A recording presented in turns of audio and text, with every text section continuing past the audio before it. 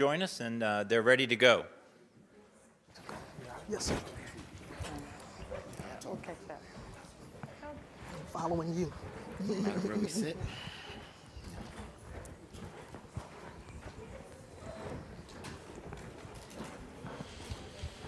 Wow, yeah. I'm lucky enough to share, to work with him in the same office, and I need my dosage of that inspiration and ideation every day. I'm lucky in that sense. So we're gonna close out the day with the second panel, and just to orient us or reorient us, I just wanted to, just from my notes that I've taken during the day, some of the themes from the speakers that we've heard. Right? We've heard about from the mayor. He talked about independence matters as it relates to Juneteenth, but also the economic conversation we're having today. Independence matters. We heard from Lydia and Alanna as well about we need to bring democracy to democratize the housing space and the ecosystem that Marc talked about. We heard again from Alanna about restoration, the restoration of values and the ethos around wealth building in an intergenerational context. And we also heard about the ecosystem building that we're doing here. We're bringing disparate communities together for a singular purpose. The moonshot of an idea, which Jung laid out to us. The data says it all. That's the roadmap.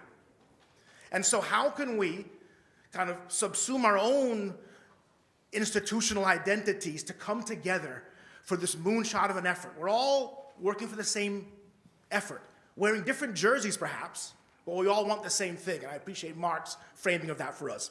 So this session, and one last thing, my daughter is now finishing school year, and she's taking her exams, and she said, Daddy, you know, I've gotten the answers right on these exams, but they want me to show my work. How did I get the right answer? Well, this panel will show our work, okay? How we've gotten a year on to be, again, certain of our rightness. This is the right platform.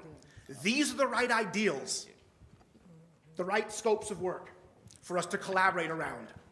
So, this panel is entitled The Power of Collaboration, Innovative Partnerships and National Initiatives to Close the Racial Homeownership Gap.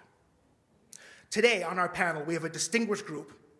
We have Laurie Benner from the National Fair Housing Alliance. We have Kristy Fercho, who you've heard from today from Wells Fargo Home Lending. We have my colleague Brian Green from the National Association of REALTORS. And we have Courtney Johnson-Rose from the National Association of Real Estate Brokers. Thank you to all of you for coming. Yes. So we're you know, everything has been said, right? But not by everybody, so here we go. I would like just to ask each of you to answer a singular question from your vantage point and perspective. And that question is, from your point of view, what is the singular driving momentum for Black homeownership efforts right now, from your perspective? What's driving your participation in this collaborative? So I'd like you just to give nod to that question while you're answering a question that's been curated just for you. Okay, so the first question is for Laurie, right? So Laurie, the Urban Institute's report that Jung outlined earlier was created under the National Fair Housing Alliance's Keys Unlock Dreams initiative, right? So can you just tell us a bit more about that program while also framing it within this kind of momentum question that I want all of you to weigh in on? Sure. Keys Unlock Dreams is a 3-year, 10-city initiative, Atlanta included, with 5 primary goals, and those are to remove barriers that perpetuate structural inequalities, to provide more affordable and fair housing options, to prevent an unbalanced recovery from the COVID-19 pandemic, to provide aspiring home buyers and our industry partners with research and resources, and the overarching goal is to help close the racial homeownership and wealth gaps. Okay. And there are several mechanisms that we're using to meet those goals, but I will say, and we've heard it on the stage time and time again, it is partnership. Partnership with national organizations such as those sitting here with me and those in the room, and also local partnerships in each of the cities. As a national organization, we can't be all of the places and know all the things, so we rely on our partners in the cities and the organizations who are operating there to tell us the specifics of the needs and the goals, barriers and opportunities in each city. if folks are interested and want to learn more, how can they kind of dig deeper into Keys Unlock Dreams? How can they learn more? Sure. There is a website, keys@nationalfairhousing.org. Excellent. Thank you for that. So Kristy, you mentioned earlier some of the whirlwind work that you've been doing.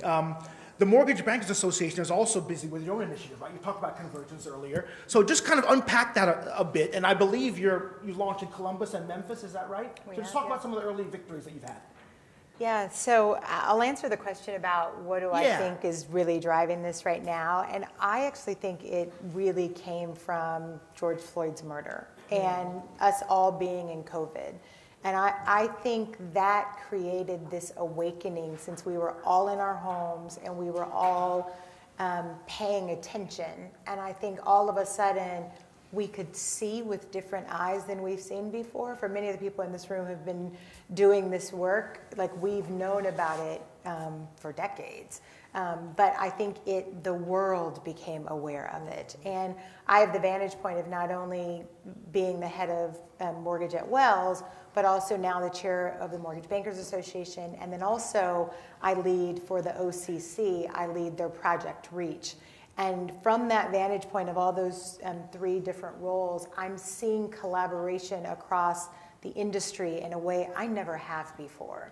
And that's the beauty actually of convergence, that the Mortgage Bankers Association really, as the convener, if you will, of the industry, brought together housing advocates, lenders, developers, mortgage partners, nonprofits in a local community. And it started in Memphis. And ironically, it started March of 2020. So literally we launched and then the world went and shut down.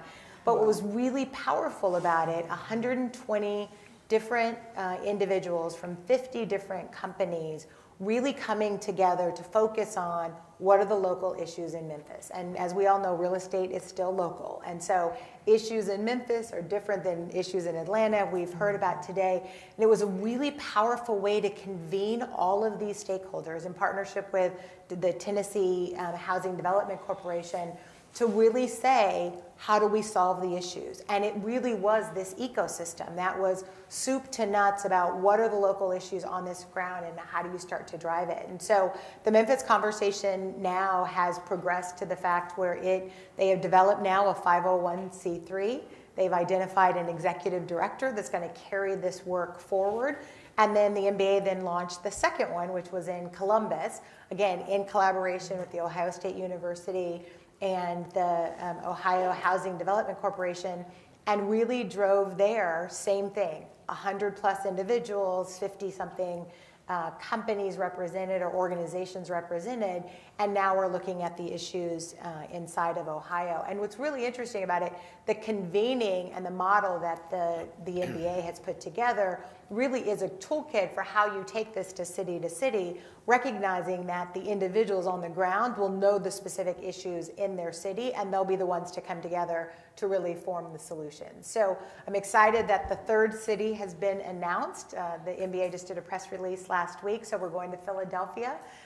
It will be the next city, and that will launch in January of 2023, but it's really starting to build this model of convening all the stakeholders to really recognize, and the collaboration and the partnership that you are seeing from these people who have knowledge and have been at this work for decades. But when you get at a table with like-minded people to address the issues, it's amazing the solutions they're coming up with to really advance this issue further than I think we've had before.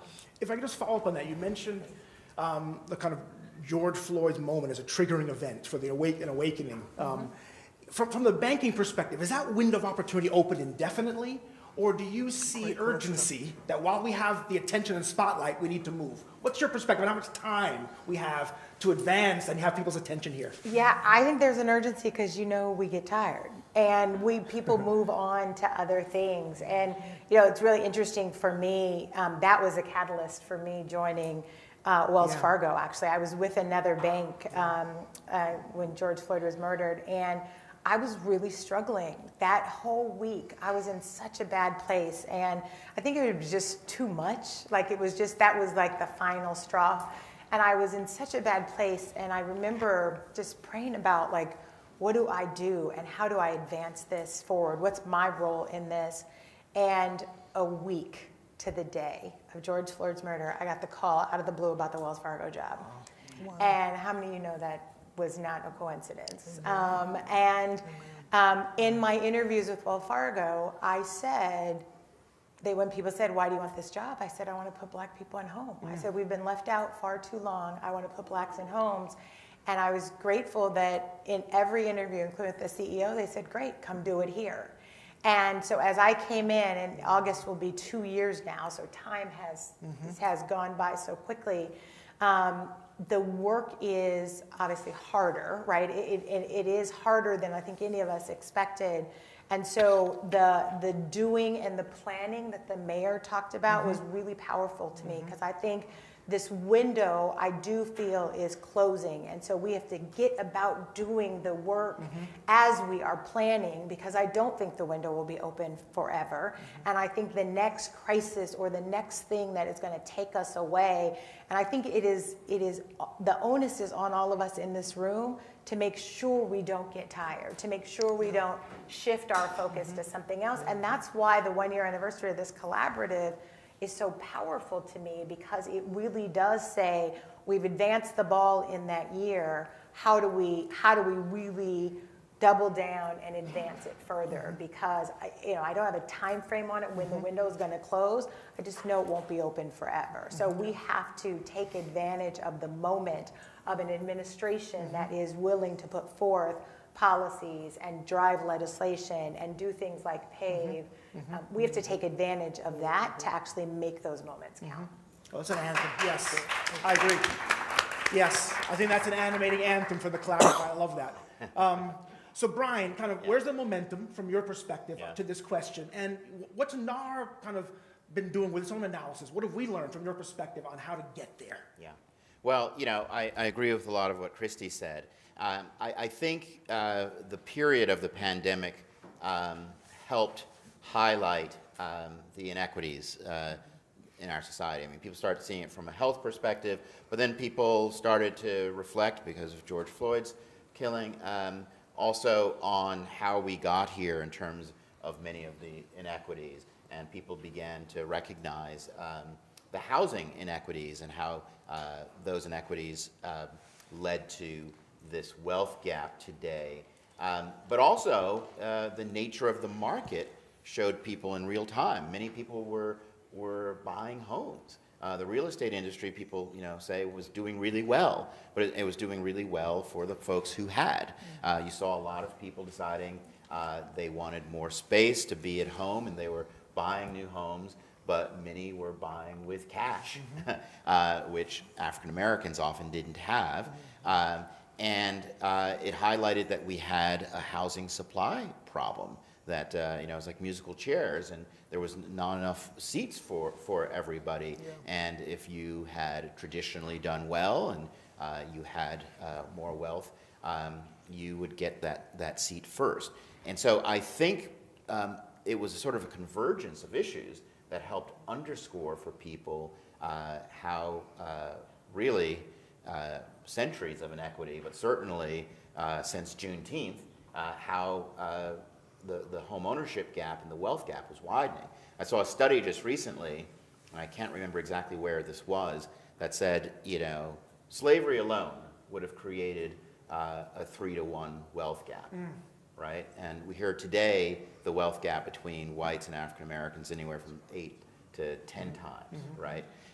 Because of, Homestead Acts, GI Bill that African Americans couldn't participate in, FHA, the subsidization of the suburbs that excluded African Americans, all of these things, right? And so when you get to a situation now where there's such limited supply and people are competing for that, the wealth gap just gets wider, because advantage compounds advantage, and disadvantage begets often more disadvantaged.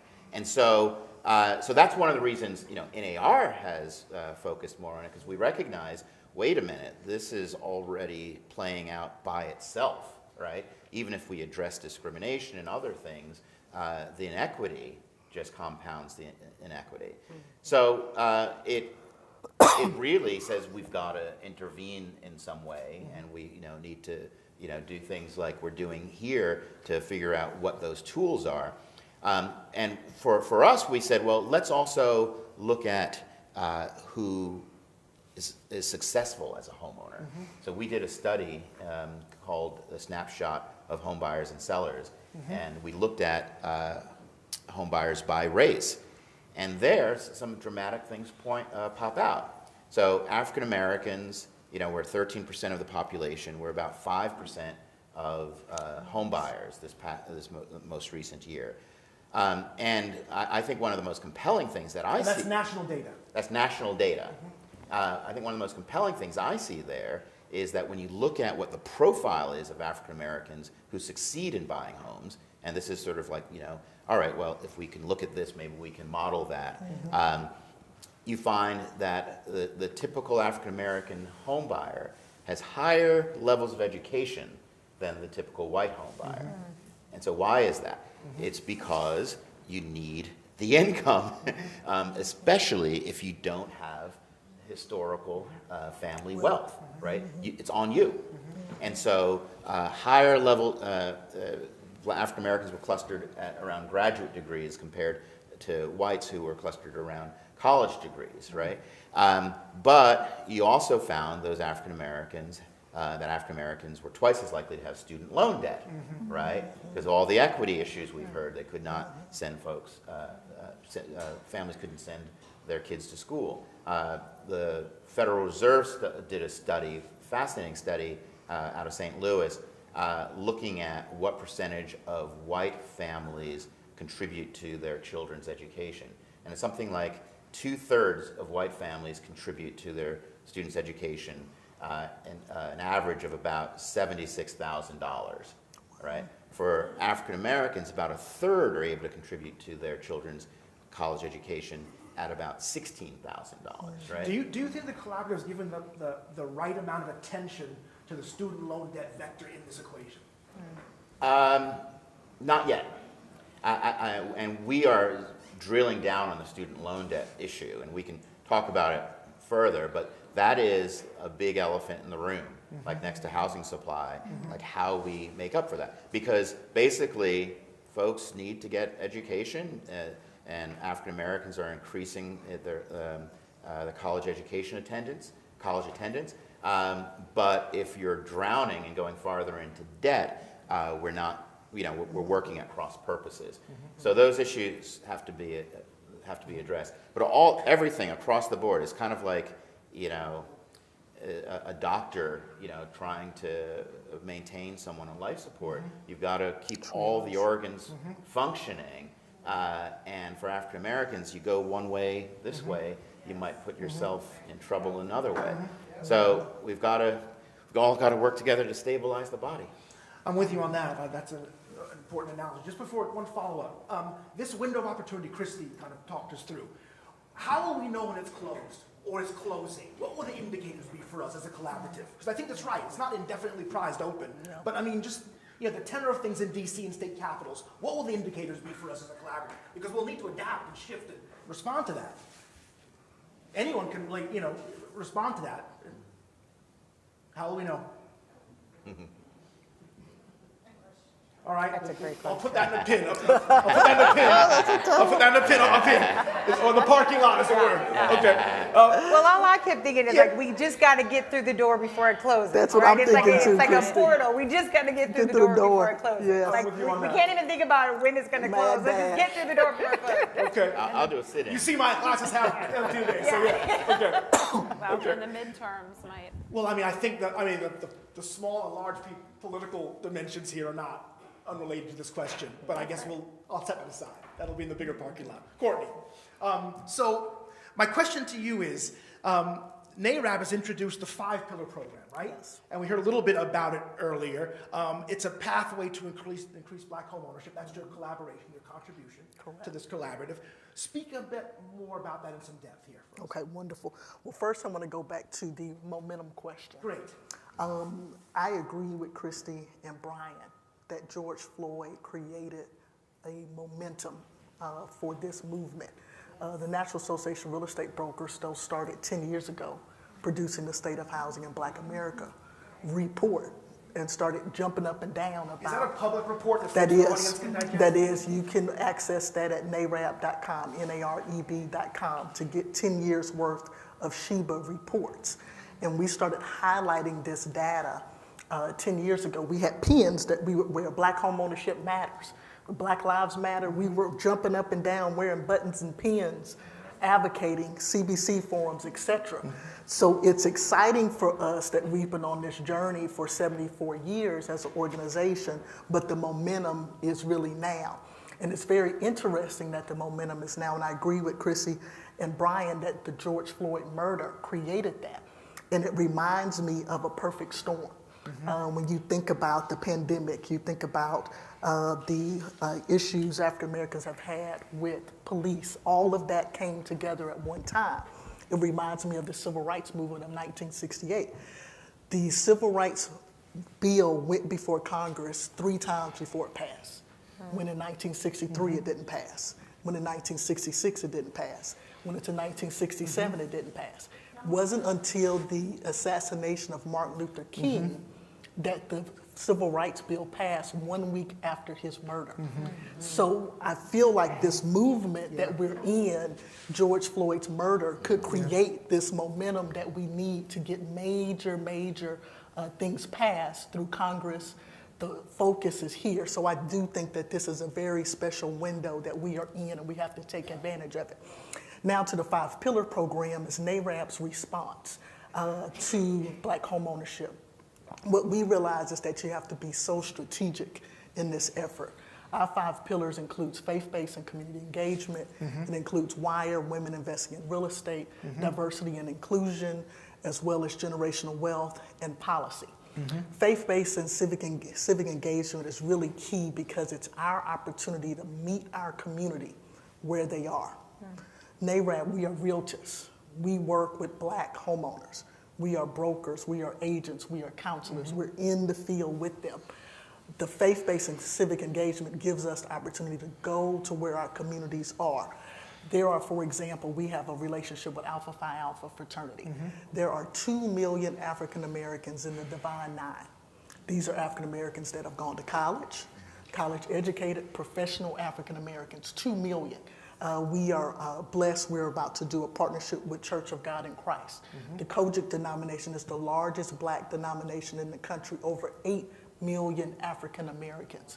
So NAACP's ability to reach and connect to this community of Black professionals positions us to be able to inspire them to homeownership. WIRE, I'll also highlight, women investing in real estate. We realize that Black women has a tremendous purchasing power. How do we focus that purchasing power on buying real estate? So all of these initiatives that we are doing through the 5 pillars are strategic. The one thing that we realize is that systematic racism brought us here. And systematic racism was strategic, it was intentional, and it was very effective. 50 years later, we're still talking about the effects of systematic racism. So our 5-pillar program is strategic, is very intentional for our goal to be effective in moving Black homeownership forward. Well said. Well said. That's a great program. So this is a bit of a truncated session because we're a bit behind. So just the last question to everyone. I'll start with you, Lori, because it comes from a point you made earlier. One of the elegant things from my perspective is the adaptability, the flexibility of the collaborative to react and respond to actions on the ground, the needs and wants of prospective buyers, but also different kind of dimensions that may be seen and unseen. It's an experience group. Let's say we've seen a lot.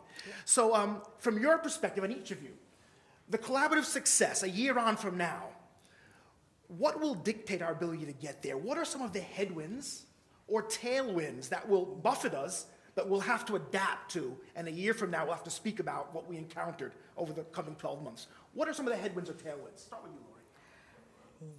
I think political will is going to be both a headwind and a tailwind. The proponents, the louder the proponents speak, the louder the opponents speak, which is where I think we need to consider balancing of messaging in this.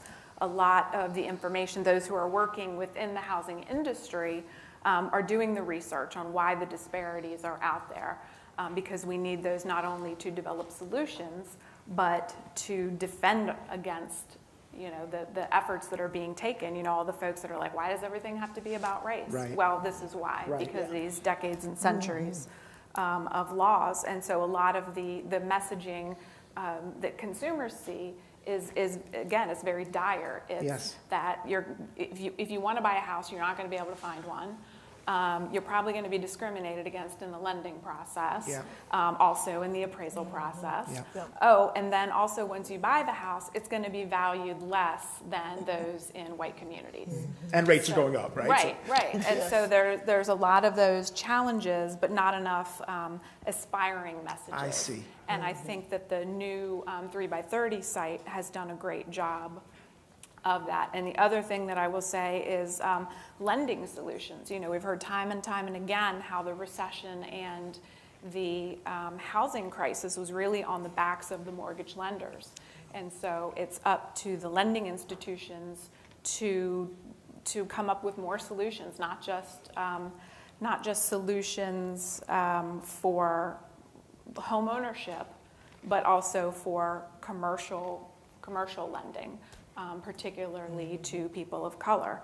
And so I am very happy to share with you all here first that we are launching in partnership with the Mortgage Bankers Association a special purpose credit programs toolkit.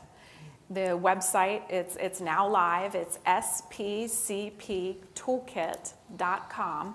And this website toolkit serves as a step-by-step guide to walk lenders through the process of developing their own special purpose credit program in their own market. It's fabulous. I really encourage folks who want to learn more about SBC to do that. Thank you. Awesome. Courtney, please just give us your forecast. Headwind, tailwind, how are you going to call it? Inventory creation, I think, is one of our largest challenges. And affordability, as interest rates go up, we see as the prices go up, interest rates go up, there's not enough affordability. So how to create that inventory that is needed. The other part, and I so agree, is we're going to have to manage to reach this goal, consumer confidence. At the end of the day, as inflation rises and rates rises, the narrative, the media that's out there to a very fragile group, we have to manage that narrative and not let fear be the thing that keeps the mortgage-ready consumers away from actually buying. Plus one on that, I agree. So Brian, you guys are at the intersection of this very question. What do you say? Well, I'm going to piggyback some on Courtney here.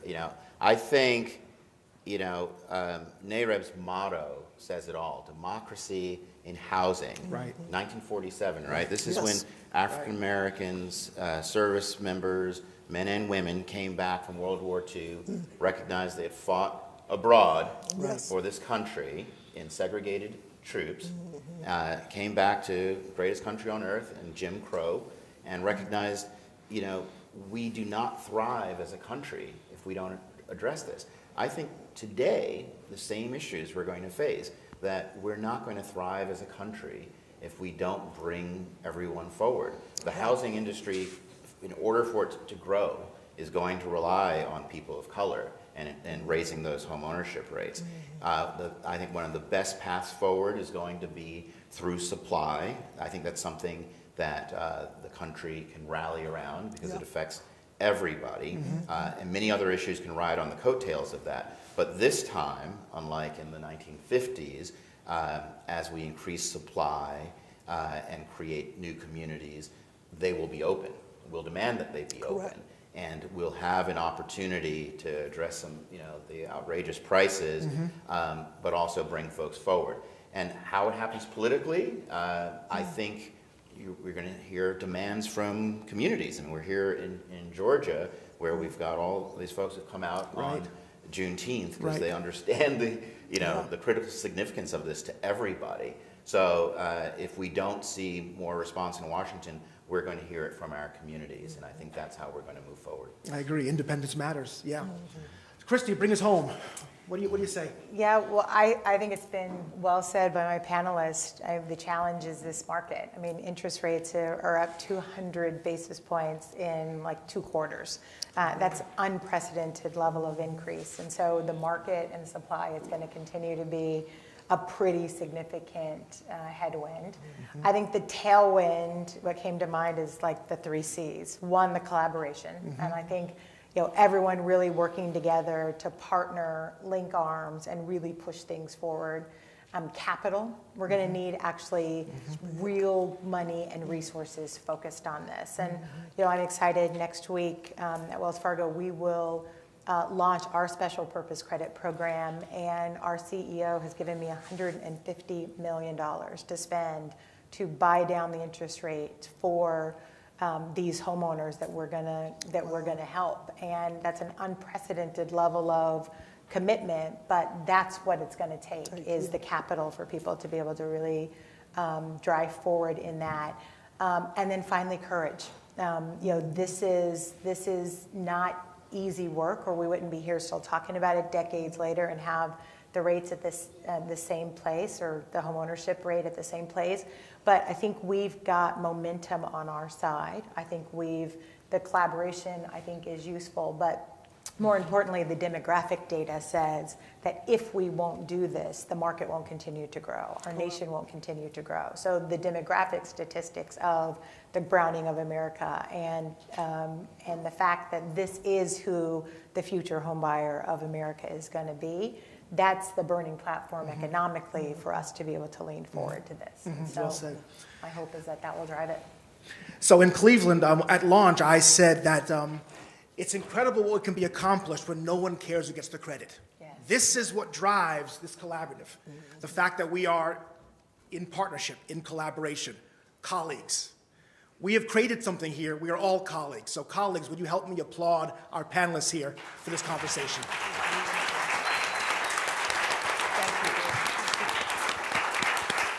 Thank you. I think David has some closing remarks. Come on. Very quickly, thank you, everybody. Thank you to all of our panelists. Thank you to all of you who came out on this Juneteenth federal holiday. I can't think of a better way to spend a Juneteenth than really moving this legacy forward and sharing what so many of us have been blessed with.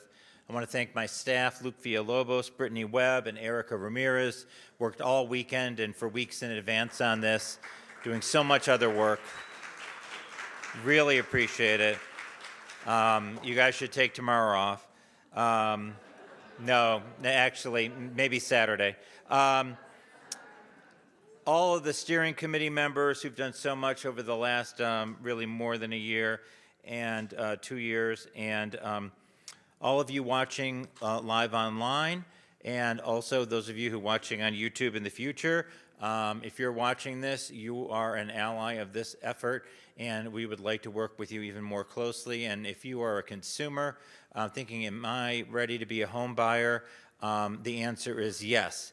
I cannot tell you exactly when, but I can absolutely tell you what. This is worth it. It is worth the effort, and it is worth the discomfort.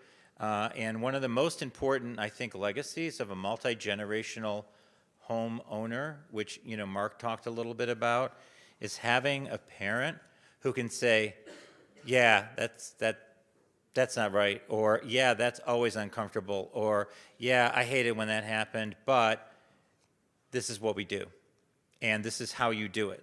And so when we talk about down payment assistance for first-generation home buyers, when we talk about helping people of color achieve home ownership, we're not talking about giving somebody something that we're not getting. We are talking about giving somebody something that we have received over generations, and that we want to make this available to everyone because it was promised to everyone. And that's our work. Thank you so much.